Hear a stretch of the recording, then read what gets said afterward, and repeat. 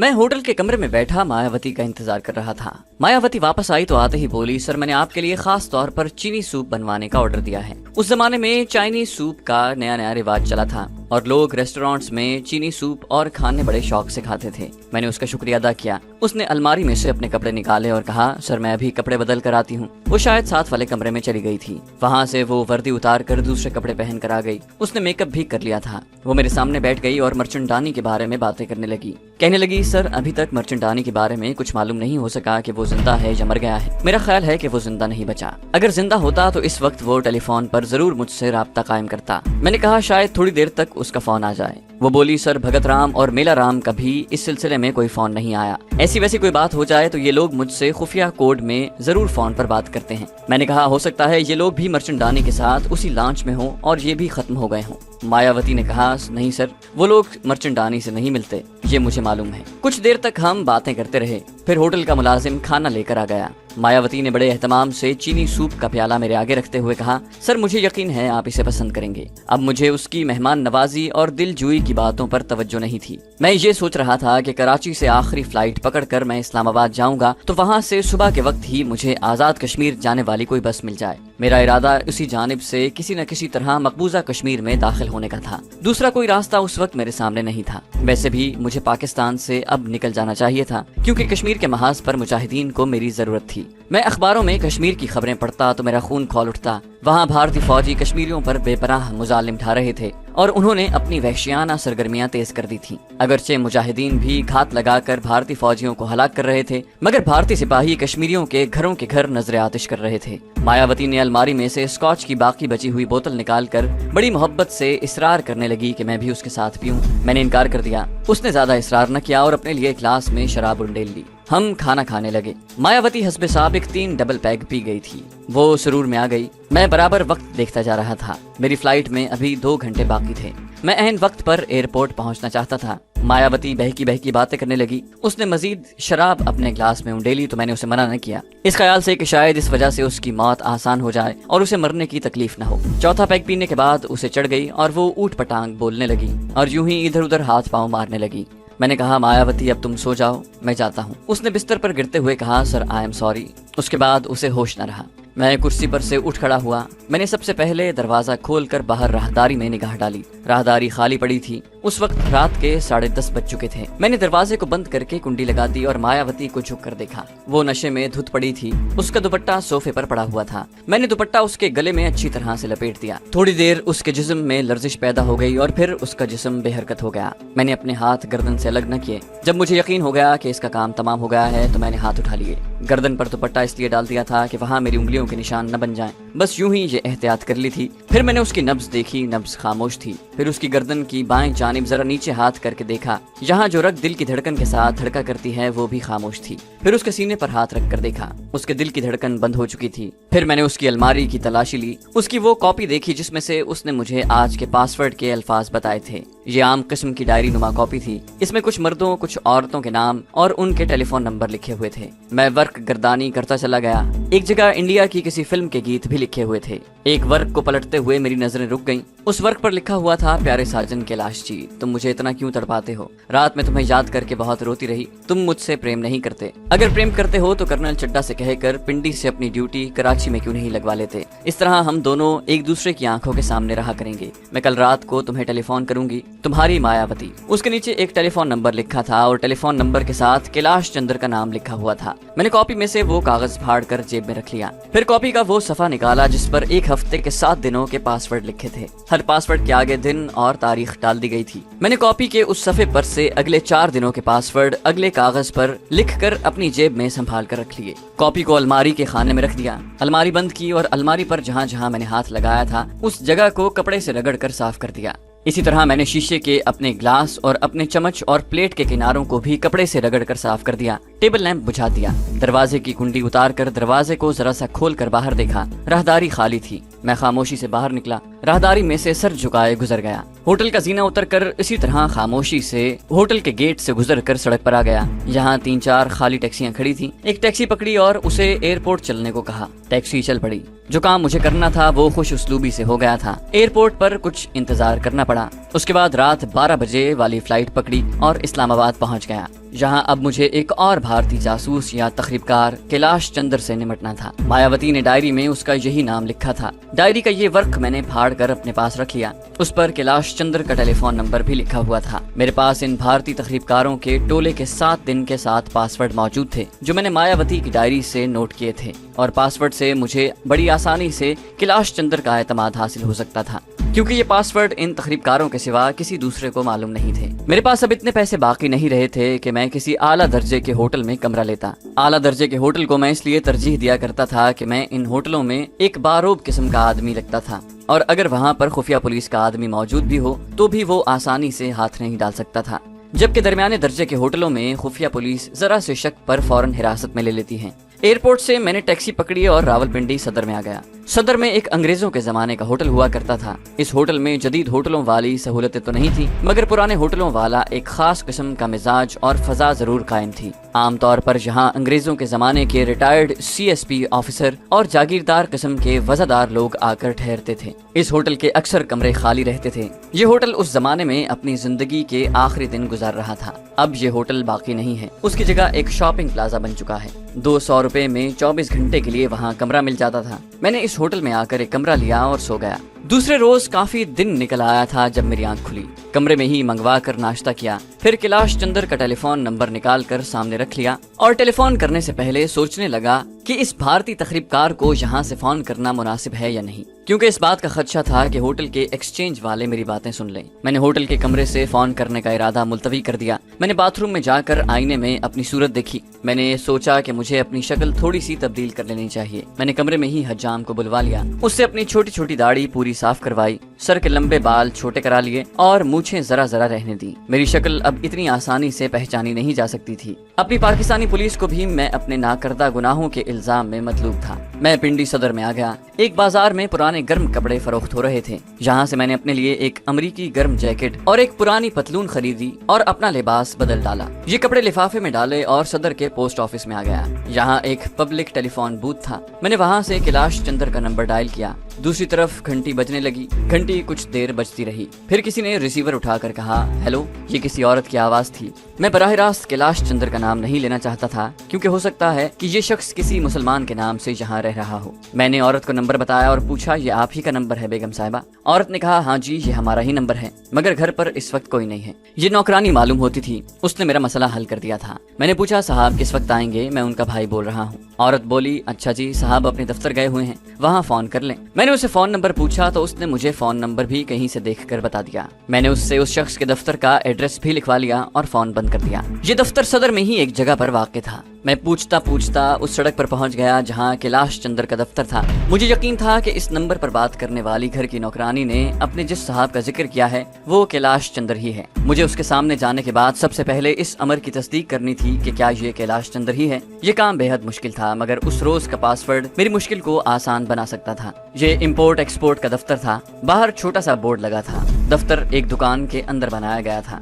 आधे दरवाजे पर शीशे लगे थे। एक चपरासी बाहर स्टूल पर बैठा था। एक आदमी दफ्तर के दरवाजे से बाहर निकला तो मैं अंदर दाखिल हो गया। एक छोटा सा कॉरिडोर था। एक जानिब लकड़ी की पार्टीशन वाली दीवार थी। दूसरी दीवार पर सर्जरी के आलात की तस्वीरें लगी हुई थी। मालूम होता था कि ये दफ्तर पाकिस्तान में तैयार होने वाले सर्जरी के आलात बाहर मुल्कों को एक्सपोर्ट करता है। मुझे इससे कोई दिलचस्पी नहीं थी। मैं ये मालूम करना चाहता था कि क्या कैलाश चंद्र ही इस दफ्तर का मालिक है या वो यहाँ पर हेड क्लर्क किस्म की कोई चीज है। मालूम करना जरा मुश्किल काम था, क्योंकि मुझे कैलाश चंद्र के इस्लामी नाम का इल्म नहीं था जो उसने यहाँ रखा हुआ था। मैं किसी से ये भी नहीं पूछ सकता था कि कैलाश चंद्र का इस्लामी नाम का आदमी यहाँ कहाँ मिल सकता है। इतने में एक चपड़ासी कोने के स्टूल पर से उठकर मेरे पास आया और पूछा, आपको किससे मिलना है जनाब? मुझे नौकरानी ने इस इलाके का नाम भी बता दिया था जहाँ मैंने फोन किया था। मैंने उसी इलाके का नाम लेकर पूछा, भाई तुम्हारे साहब इसी जगह रहते हैं? वो बोला, हाँ जी, मगर आपको मिलना किससे है? मैंने कहा, मुझे तुम्हारे साहब से ही मिलना है। उसने कहा, ये कहे ना फिर मेरे साथ आए। वो मुझे पार्टीशन वाले आखिरी कमरे के पास ले गया।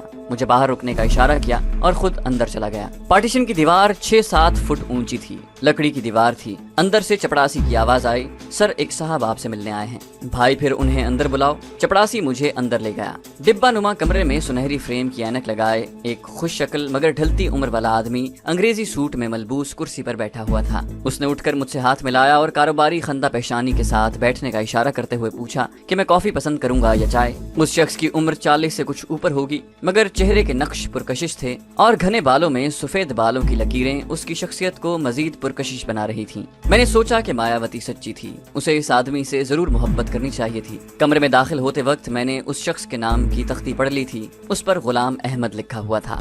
मुझे सबसे पहले ये मालूम करना था कि ये शख्स असल में राजा गुलाम अहमद है या कैलाश चंद्र है। मैंने कहा सिर्फ चाय मंगवा लीजिए, साथ कुछ नहीं खाऊंगा। उसने चपरासी से चाय लाने को कहा। दफ्तर दरमियाने दर्जे का था, ज्यादा आन बान दिखाई नहीं दे रही थी। उसने अपने सामने खुली हुई फाइल बंद करते हुए मुझे सिगरेट पेश किया। मैंने शुक्रिया कहते हुए सिगरेट ले लिया। एक सिगरेट उसने ले लिया। लाइटर से पहले मेरा सिगरेट सुलगाया, फिर अपना सिगरेट सुलगाने के बाद पूछा, फरमाइए आपकी क्या खिदमत कर सकते हैं। अपने स्वभाव और उर्दू के अल्फाज जो उसने बोले थे उससे वो किसी तरफ से भी हिंदू नहीं लग रहा था। एक लम्हे के लिए मुझे शुबा हुआ कि शायद मैं किसी गलत आदमी के पास आ गया हूँ। मैंने यूं ही कह दिया, बात यह है जनाब कि मैंने शारजा में अपना एक छोटा सा दफ्तर बनाया है। मैं वहाँ सियालकोट के आलात सर्जरी और सिल्वर वेयर इम्पोर्ट करना चाहता हूँ। मेरा काम ज्यादा बड़ा नहीं है, इसलिए मैं खुद मार्केट का जायजा लेने शारजा से आया हूँ और इस सिलसिले में आपका ताउन चाहता हूँ। वो आदमी कहने लगा, बड़ी खुशी की बात है, हम हर खिदमत के लिए तैयार हैं। फिर उसने मुझे एक लिस्ट निकाल कर दी जिस पर हर किस्म के आलात सर्जरी और सिल्वर वेयर की तस्वीरें थीं और नीचे उनके नाम और नंबर लिखे हुए थे। कहने लगा, हम ये माल आपको सप्लाई कर सकते हैं, हमारी कमीशन भी मामूली है। आप हमें अपनी पसंद के माल का ऑर्डर दे दीजिए, आपको ठीक वक्त पर माल शारजा में पहुंच जाएगा। मैं बात को तूल नहीं देना चाहता था क्योंकि कारोबारी बात करनी मुझे नहीं आती थी। मैंने सोचा कि मुझे तुरुप का पत्ता फेंकना चाहिए। मैंने कहा, बात दरअसल ये है जनाब के शारजा में मेरे कारोबार में एक खातून भी शरीक हो गई हैं। मुझे उसी ने आपके पास भेजा है। वो मुस्कुराते हुए कहने लगा, इससे क्या फर्क पड़ता है, हम तो अपने तयशुदा कमीशन पर आपको माल सप्लाई करने के पाबंद होंगे। मैंने उसकी आंखों में आंखें डालते हुए कहा, मेरा ख्याल है कि आप भी उस खातून को जानते हैं। वो जरा चौंका। फिर कारोबारी मुस्कुराहट के साथ बोला, हो सकता है, शारजा में हमारे बहुत से जानने वाले रहते हैं। क्या नाम है उस खातून का? मैंने उससे कागज पेंसिल लेकर कागज पर मायावती का नाम लिखा और कागज उसकी तरफ बढ़ा दिया। मेरा ख्याल है आप इस खातून को बहुत ज्यादा जानते हैं। मेरी नजरें उसके चेहरे पर जमी हुई थीं। मायावती का नाम पढ़ते ही एक सेकंड के लिए उसके चेहरे की मुस्कुराहट गायब हो गई, फिर फौरन ही मुस्कुराहट वापस आ गई। उसने कागज का पुर्जा मेरी तरफ बढ़ाते हुए नफी में सर हिलाया और कहा, आई एम वेरी सॉरी, मैं इस नाम की किसी खातून को नहीं जानता, आपको गलत फहमी हुई है। मैंने तुरुप का दूसरा पत्ता फेंका। जेब से मायावती की डायरी से फाड़ा हुआ वो कागज उसके सामने रख दिया जिस पर उसने अपने हाथ से कैलाश चंद्र को मोहब्बत भरा खत लिखा था। उस शख्स ने कागज को गौर से देखा, उसे पढ़ा मगर फिर भी मुझे हाथ न पकड़ाया। नफी से सर हिलाते हुए कहने लगा, जनाब ये आप मुझे क्या पढ़ा रहे हैं, मेरा इससे कोई ताल्लुक नहीं है, आप गलत जगह पर आ गए हैं। अब पासवर्ड का ऐलान जरूरी था। मैंने डायरी वाला कागज उठाकर जेब में रखा और सिगरेट का कश लगाते हुए पासवर्ड का पहला जुमला बोला। मैंने कृष्ण जी महाराज को गोपियों के साथ दास रचाते हुए देखा है। अब वो शख्स ठिठक सा गया मगर फिर भी उसने जबान न खोली। आदमी बड़ा पक्का लगता था। मैंने एक और कदम बढ़ाया। मिस्टर कैलाश चंद्र, मैं अमृतसर सेंटर से आया हूँ, मेरा नाम मोहनदास है। जब तक तुम आज के पासवर्ड का इससे अगला जुमला नहीं बोलोगे मुझे कैसे यकीन आएगा कि तुम ही हमारे आदमी कैलाश चंद्र हो। उसने आहिस्ता से पासवर्ड का अगला जुमला बोल दिया, कृष्ण जी तो बंदराबन में होते हैं। मैंने पासवर्ड का तीसरा जुमला बोला। मैंने कृष्ण कन्हैया की फिल्म देखी थी। तब उसने मेरी तरफ झुककर धीमी आवाज में कहा, सर आप तो जानते ही हैं हमें यहाँ पाकिस्तान में बड़ा मोहतात होकर रहना पड़ता है।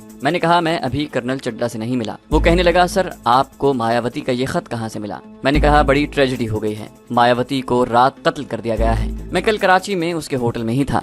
उस वक्त तक वो बिल्कुल ठीक ठाक थी। उसने मुझे तुम्हारे बारे में बताया था क्योंकि मुझे यहाँ पाकिस्तान के दारुल हुकूमत में अपने किसी ऐसे आदमी की जरूरत थी जो ज्यादा होशियारी और अक्लमंदी से हमारे मिशन को आगे बढ़ा सके। यहाँ जो लोग पहले काम कर रहे हैं, अमृतसर सेंटर वाले और दिल्ली हेडक्वार्टर वाले, उनकी कारकर्दगी से मुतमईन नहीं है। मैं यही मिशन लेकर पाकिस्तान आया था। मायावती ने मुझे अपनी डायरी में से तुम्हारा फोन और नाम निकाल कर दिया था तो मुझे ये मोहब्बत भरा खत लिखा हुआ नजर आ गया। मैंने आज का पासवर्ड भी मायावती से लिया और ये खत भी ले लिया ताकि तुमसे राब्ता कायम हो सके।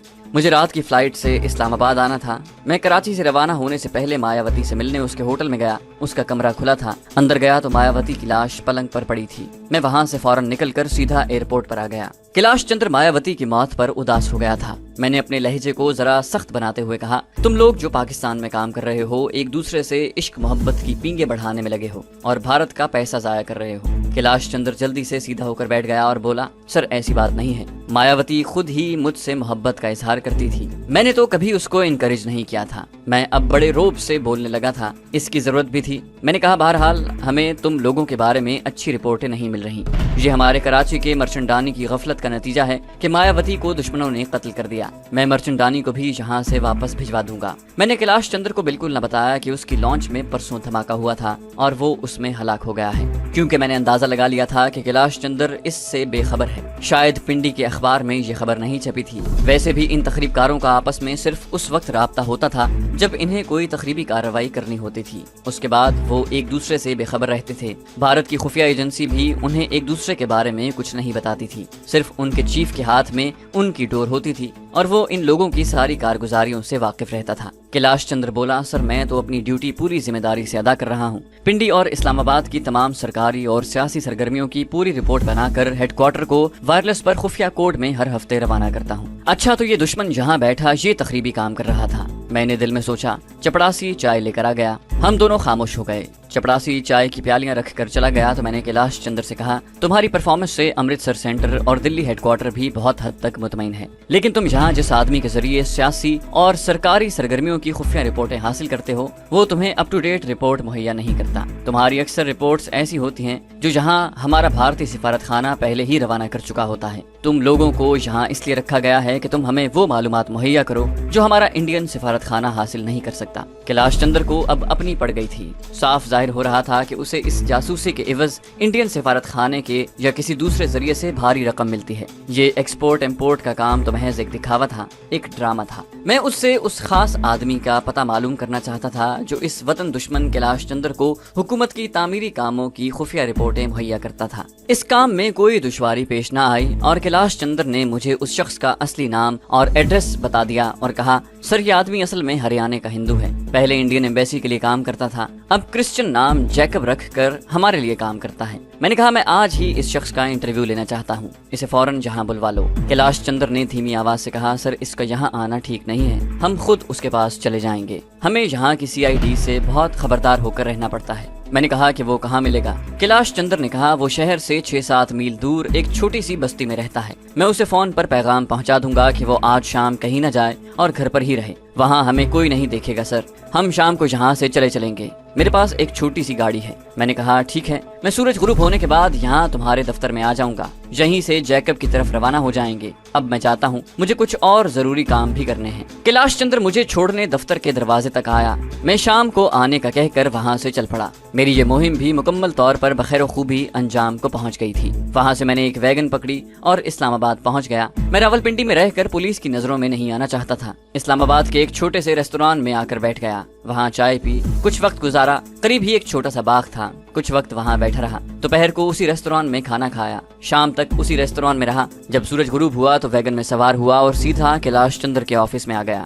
وہ میرا انتظار کر رہا تھا۔ کہنے لگا، سر میں نے جیکب کو اطلاع پہنچا دی تھی، وہ گھر پر ہمارا انتظار کر رہا ہوگا، تو پھر چلو۔ کیلاش چندر کے پاس پرانے ماڈل کی ایک فیٹ کار تھی، وہ خود ہی ڈرائیو کر رہا تھا۔ راولپنڈی شہر سے نکلے تو شام کا اندھیرا ہو چکا تھا۔ جیکب کا مکان ایک دور افتادہ بستی میں تھا۔ وہ اپنے مکان کی بیٹھک میں بیٹھا ہمارا انتظار کر رہا تھا۔ میں نے گہری نگاہ سے جیکب کو دیکھا۔ دبلا پتلا سانولے رنگ کا آدمی تھا، شکل ہی سے بڑا عیار لگ رہا تھا۔ کیلاش چندر نے میرا تعارف کرایا تو اس نے غیر ارادی طور پر دونوں ہاتھ جوڑ کر مجھے سلام کیا۔ ہم مونڈھوں پر بیٹھ گئے۔ میں نے اس سے یوں ہی سوال و جواب شروع کر دیے۔ پہلے تو وہ گھبرایا ہوا تھا، پھر ذرا اس نے اپنے اندر اعتماد پیدا کیا اور میرے سوالوں کا جواب سوچ سمجھ کر دینے لگا۔ میں نے اس کی خوب سرزنش کی کہ وہ پرانی اور غلط رپورٹیں فراہم کرتا ہے۔ اس نے بہت وضاحتیں دی کہ اس کے ذرائع محدود ہیں، اسے زیادہ فنڈ مہیا کیے جائیں۔ میں نے باتوں ہی باتوں میں یہ معلوم کر لیا کہ وہ اکیلا ہی کام کرتا ہے، इस जासूसी में कोई दूसरा उसके साथ शामिल नहीं है। मैंने पूछगिछ में काफी देर कर दी। मैं चाहता था कि रात जितनी गुजर सकती है गुजर जाए। रात के 10 बजे हमने खाना खाया। उसके बाद मैंने जैकब से कहा, तुम्हें हमारे साथ पिंडी चलना होगा। मैं तुम्हारा और कैलाश का तारुफ कर्नल चड्ढा से करवाना चाहता हूँ ताकि तुम्हारे फंड में इजाफे की बात की जा सके। कैलाश और जैकब दोनों फंड में इजाफे का सुनकर खुश हो गए, क्योंकि 11 बजे रात हम गाड़ी में बैठकर वापस पिंडी की तरफ चल पड़े। मैंने सारी स्कीम पहले ही सोच ली थी। मेरे पास कोई पिस्तौल वगैरह नहीं था। जब गाड़ी रावलपिंडी शहर के करीब एक पुराने नाले के पुल के पास पहुंची तो मैंने कैलाश चंद्र से कहा, यहाँ एक तरफ गाड़ी रोक दो। उसने कच्ची सड़क पर गाड़ी उतार कर अंधेरे में दरख्तों के पास खड़ी कर दी। मैंने कैलाश चंद्र से कहा, तुम मेरे साथ आओ। वो गाड़ी से निकलकर मेरे साथ चलने लगा। यहाँ हमारी एक खुफिया जगह है जहाँ हमने एक दूसरे से बात करने के लिए रेडियो ट्रांसमीटर छुपाया हुआ है। मैं कर्नल चड्ढा को वायरलेस पर इत्तला देना चाहता हूँ कि हम उसके पास आ रहे हैं। यहाँ जमीन ऊंची नीची और संगलाख थी। हम बरसाती नाले के छोटे से पुल पर से गुजरकर दूसरी तरफ आ गए। जहाँ अंधेरे में एक तरफ इशारा करते हुए मैंने कैलाश चंद्र से कहा, वो सामने कोठड़ी है। मैं वहाँ जाकर वायरलेस पैगाम कर्नल चड्ढा को देकर अभी आता हूँ। तुम्हें इसलिए साथ लाया हूँ कि अगर कर्नल चड्ढा ने तुमसे बात करने की ख्वाहिश की तो मैं तुम्हें बुला लूँ। तुम यहाँ एक तरफ होकर बैठ जाओ। मैंने कैलाश चंद्र को खास तौर पर ऐसी जगह बैठने को कहा जहाँ उसके पीछे नाले की ढलान थी। अब मैंने देखा कि वो बैठ गया है तो मैं रात के अंधेरे में उस कोठड़ी में चला गया जिसका कोई वजूद नहीं था। कुछ दूर तक अंधेरे में चलने के बाद मैं रुक गया। पीछे मुड़कर देखा, कैलाश चंद्र मुझे नजर नहीं आ रहा था। मैं वहाँ से एकदम पीछे हटकर 10-15 कदम चला और ऊपर से होता हुआ वापस उस तरफ चल पड़ा जहाँ मैंने कैलाश चंद्र को बिठाया था। मुझे कुछ फासले पर अंधेरे में उसका हयूला दिखाई दिया। मैं और दूसरी तरफ हट गया। यूं एक जगह से मैं पुल की जानिब होकर बरसाती नाले के साथ साथ चलने लगा। मैं कैलाश चंद्र की पुश्त पर निकल आया। अब मैं बड़ी एहतियात से इस तरह कदम उठाने लगा कि मेरे कदमों की आवाज पैदा न हो। मैं ये भी नहीं चाहता था कि कैलाश चंद्र भी कोई आवाज निकाल सके। मेरा ये दुश्मन बल्कि पाकिस्तान का दुश्मन इस वक्त मुझे एक छोटा सा मेमना मालूम हो रहा था, जिसको ठिकाने लगाना मेरे बाएं हाथ का खेल था। सिर्फ इस बात की एहतियात कर रहा था कि कहीं वो मुझे हमला आवर होता देखकर शोर न मचा दे या कोई ऐसी आवाज हल्क से न निकले जिसको सुनकर दूसरा आदमी यानी पाकिस्तान का दुश्मन जैकब वहाँ से गाड़ी लेकर फरार हो जाए। अगर वो फरार हो जाता तो फिर इसका दोबारा हाथ आना मुमकिन नहीं था। मैं झुककर दबे पांव चलता कैलाश चंद्र के पीछे से उसकी जाने बराबर बढ़ रहा था। जैसे ही मैं उसके एक कदम के फासले पर पहुंचा, उसने शायद मेरी आहट सुन ली थी। उसने पलट कर मेरी तरफ देखा। उसने शायद मुझे पहचान लिया था। वो मुंह से कुछ बोलने ही वाला था कि मैंने उसकी गर्दन अपनी गिरफ्त में ले ली और बाएं बाजू के शिकंजे में कसकर इतनी जोर से झटका कि पहले तो मुझे लगा कि उसकी गर्दन अलग हो गई है, मगर गर्दन अलग नहीं हुई थी। मैंने उसे वहीं लिटा दिया। उसकी गर्दन को हाथ से टटोल कर देखा। मुझे उसकी गर्दन की हड्डी कहीं न मिली। गर्दन की हड्डी टूट कर नीचे चली गई थी। मैंने उसकी लाश वहीं पड़ी रहने दी और अंधेरे में गौर करता हुआ नाले के पुल पर से होकर उस जगह पर आ गया जहाँ जैकब गाड़ी में बैठा हमारा इंतजार कर रहा था। उसने मुझे अकेले आते देखा तो गाड़ी की खिड़की में से सर बाहर निकालते हुए पूछा, सर कैलाश बाबू कहाँ हैं? मैंने उसे कहा, वो कर्नल साहब के पास है। तुम भी आ जाओ, कर्नल चड्ढा ने तुम्हें भी बुलाया है। मैंने जैकब को ज्यादा दूर चलने की तकलीफ न दी। जैसे ही वो गाड़ी में से निकलकर 2 कदम आगे बढ़ा, मैंने पीछे से उसकी गर्दन में अपना बाजू डालकर ऊपर को खींचते हुए यक के बाद दीगरे 3 झटके दिए। वो भी मेरे बाजू में झूल गया। मैंने उसकी लाश भी वहीं जमीन पर अंधेरे में डाल दी और खुद फिएट गाड़ी में बैठकर उसे स्टार्ट करके वापस मोड़ा और रावलपिंडी शहर की तरफ सड़क पर डाल दिया। अभी रावलपिंडी की रोशनियां कुछ फासले पर थीं और बड़ी सड़क भी नहीं आई थी। मैंने फिएट गाड़ी को वहीं एक तरफ छोड़ा और खुद बड़ी सड़क पर आकर पिंडी शहर की तरफ चलने लगा। पीछे एक लारी शायद लाहौर से आ रही थी। मैंने उसे हाथ दिया। बस की रोशनी मुझ पर पड़ी तो ड्राइवर ने जरा आगे जाकर बस रोक ली। मैं उसमें बैठ गया और रावलपिंडी के बस स्टॉप पर उतर गया। यहाँ से मैं रेलवे स्टेशन पर आ गया। मुझे मालूम था कि रेलवे स्टेशन के करीब ही एक लारी अड्डा है जहाँ से लारियां आजाद कश्मीर की तरफ जाती हैं, मगर ये लारियां दिन के वक्त चलती हैं। मुझे रात गुजारनी थी। मैं वहाँ से अपने होटल वाले कमरे में नहीं जाना चाहता था। वहीं स्टेशन के 2nd क्लास वेटिंग रूम में आकर बैठ गया। 2-3 मुसाफिर पहले से वहाँ आराम कर रहे थे। एक बेद का दीवान खाली पड़ा था। मैं उस पर लेट गया। थोड़ी देर बाद मुझ पर गुनूद की तारी होने लगी तो मैं उठकर बाहर प्लेटफॉर्म पर आ गया। मैं सोना नहीं चाहता था। इस हालत में मेरा गाफिल होकर सो जाना मेरे लिए खतरे का बाइस बन सकता था।